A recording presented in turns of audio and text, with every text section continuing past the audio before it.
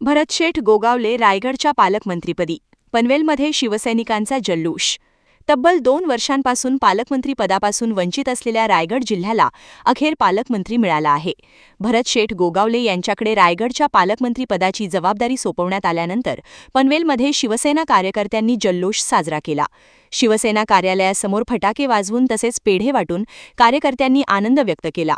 भरतशेठ गोगावले यांच्याकडे पालकमंत्रीपदाची जबाबदारी सोपविल्यामुळे शिवसैनिकांमध्ये उत्साहाचे वातावरण असून रायगड जिल्ह्याच्या विकासाला नवी गती मिळेल अशी भावना शिवसेना पनवेल उपजिल्हाप्रमुख परेश पाटील यांनी व्यक्त केली. गोगावले हे सर्वसामान्य नागरिकांच्या प्रश्नांसाठी सातत्याने काम करणारे नेतृत्व असल्याने त्यांच्या माध्यमातून जिल्ह्यात विकास कामांना चालना मिळेल असा विश्वास महानगर प्रमुख प्रथमेश सोमन यांनी व्यक्त केला. बरेच दिवस या प्रतीक्षेमध्ये वाट पाहत होतो. कधी आमच्या रायगडला न्याय मिळतं आणि आम्हाला पालकमंत्रीपद कधी मिळतं या दृष्टीने आज खऱ्या अर्थानं श्रावण महिन्यातील पहिला सोमवार आणि नागपंचमीच्या दिवशी आज या ठिकाणी राज्याचे मुख्यमंत्री उपमुख्यमंत्री आणि एकनाथ शिंदे साहेब यांनी आज जे जाहीर केलं या रायगडवासियांना आम्हाला खूप आनंद झाला आहे.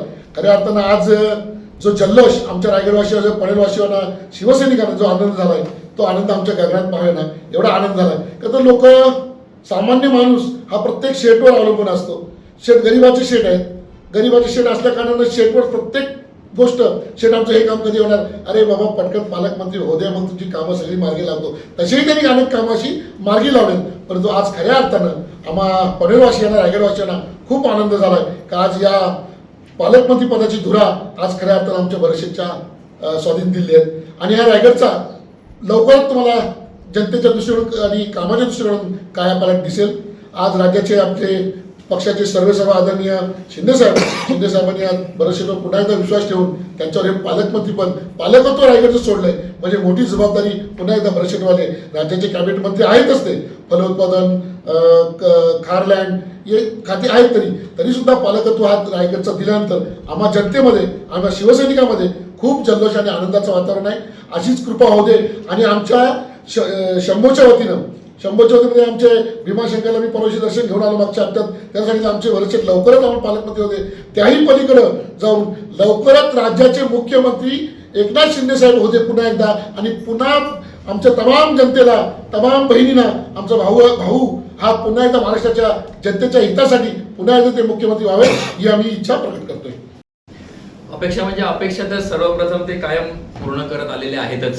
सगळ्यांच्या अपेक्षा, फक्त त्यांचीच अपेक्षा जी होती ही थोडी अपूर्ण होती असं म्हटलं पाहिजे. त्याच्यामुळे त्यांची ही जी अपूर्ण अपेक्षा खरं तर होती ती पूर्ण झाली.